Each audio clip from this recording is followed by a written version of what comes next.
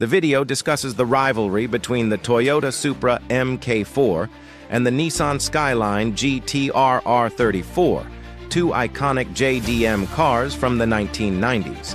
It highlights their contrasting characteristics: the Supra's raw RWD power with the 2JZ engine versus the GTR's AWD system, ATTESA, and RB26 engine. The video explores their impact on car culture, street racing, and their presence in media like The Fast and the Furious. It also touches on their increasing value and legacy as symbols of a golden era in Japanese automotive engineering.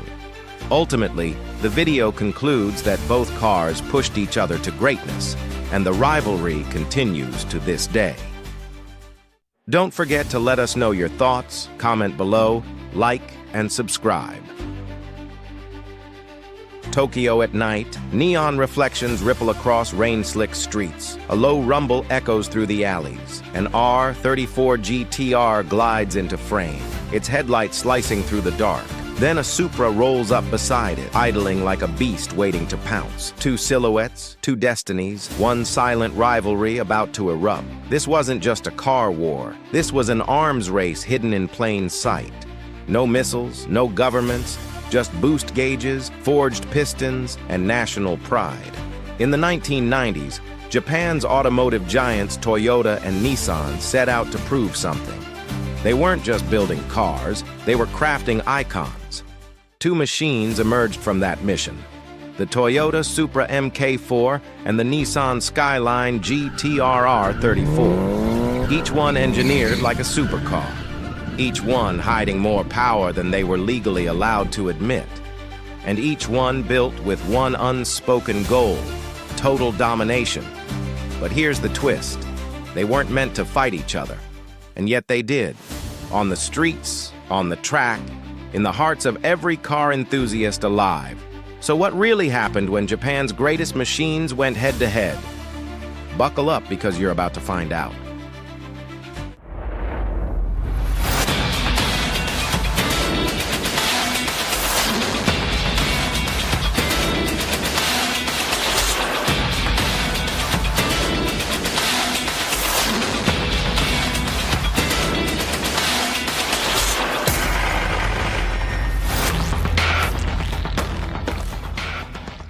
By the 1990s, Toyota and Nissan weren't just car makers.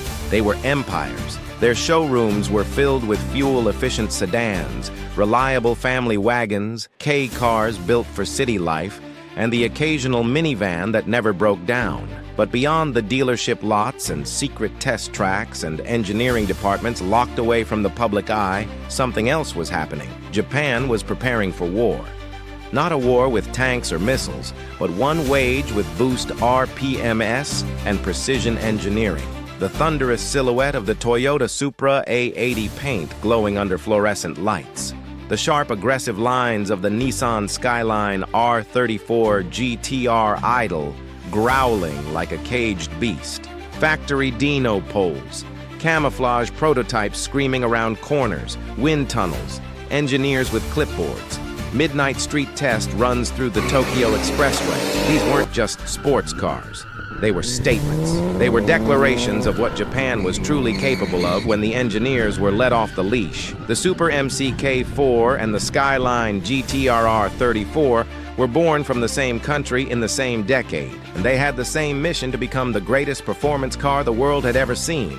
But under the hood, in their DNA, they were opposites. One was raw rear-wheel firepower, the other a clinical, all-wheel drive assassin. Two monsters, two philosophies, one inevitable rivalry. If you're into JDM, these names don't need an introduction. Engine showdown: RB26 versus 2JZ. RB26 versus 2JZ. Both inline-six, both twin-turbo, both overbuilt to the point of insanity. But their behavior, their soul, couldn't be more different. Let's start with the RB26. RB26 dead. Born in 1989, this twin-turbo 2.6-liter straight-six was a part of Nissan's RB family. Cast-iron block, forged internals, aluminum heads, and parallel turbos. An over-square design meant high revs, and it loved it. Redline 7,200 revolutions per minute. Official output 276 horsepower thanks to Japan's gentleman's agreement. But in reality, easily north of 320. It was precise, balanced, built like a scalpel for the track. 2JZ GTE.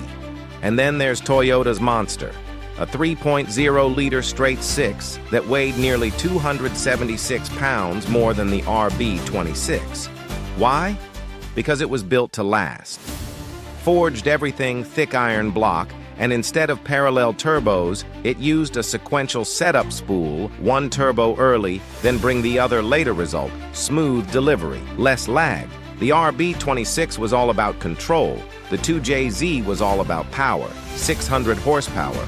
Both can do it, but the 2JZ barely breaks a sweat, plus the RB26 needs surgery. The 2JZ just a bigger turbo and some confident Supro cross exploding off the line, skylines clawing through gears. But this war wasn't just about the heart of the car. It was about where that power was sent. One car danced with chaos. The other clawed at the pavement like a machine possessed. A Supra breaking traction mid-drift.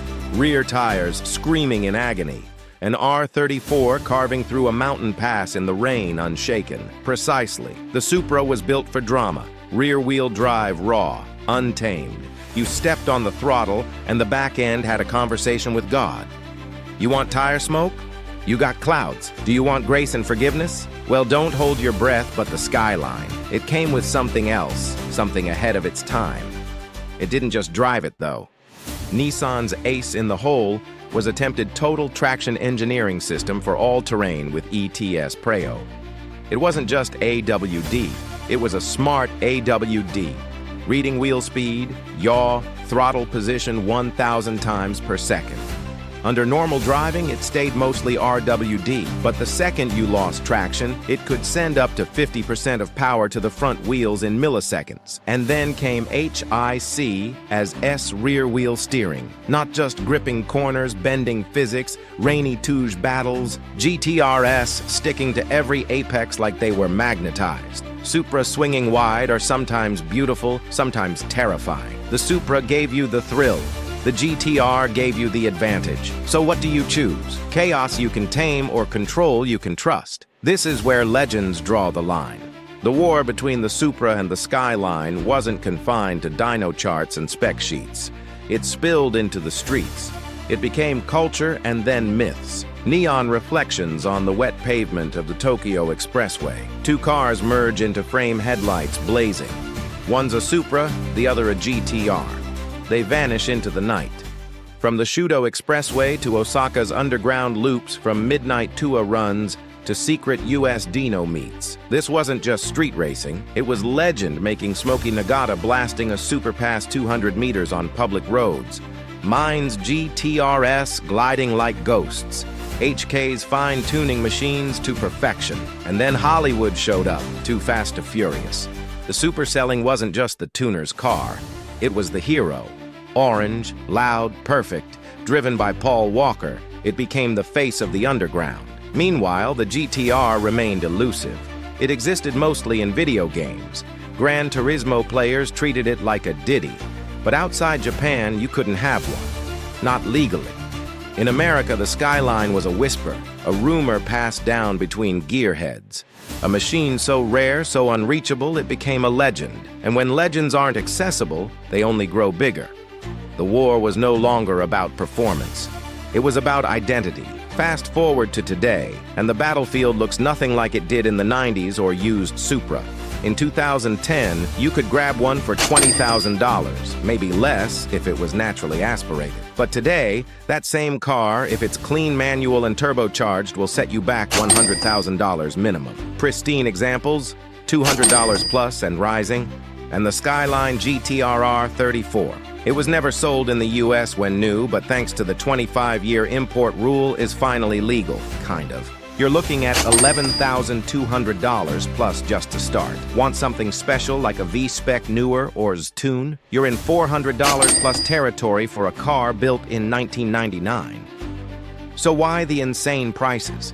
Because these machines aren't just transportation anymore. They're time capsule symbols of an era when Japanese engineers weren't chasing trends. They were setting them. These cars were overbuilt, underestimated, and now they're celebrated. They're not just rare. They're desired, documented, and dreamed about auction hammers dropping. Garage doors slowly opening on showroom kept super eyes and GTRs. Social media clips going viral over cold starts. Inside every 2JZ or RB26 isn't just a crankshaft and pistons. It's a legacy, a memory of the golden era of JDM, a time when two cars went beyond the road and carved their names into history. So, who won the war? Let's recap. The Supra gave us brute force, infinite tuning, and the spotlight. The Skyline GT-R gave us tech, grip, and mystery. The Supra was wild, rear-driven, and Hollywood-approved. The GT-R was clinical, all-wheel drive and video game royalty. But here's the truth. There was never a loser. Only two cars pushing each other to greatness. Toyota needed the GT-R to step up. Nissan needed the Supra to stay sharp. It's not about which one won the race. It's about the fact that we even got to witness it today. The rivalry lives on in car meets, in dyno battles, in every YouTube comment that says 2JZRB26 or ATTESA all the way. So, we ask you, whose side are you on? Super or Skyline, torque or traction, fire or ice? Drop your answer in the comments. Hit subscribe if you want more battles like this, because the war between legends has only just begun.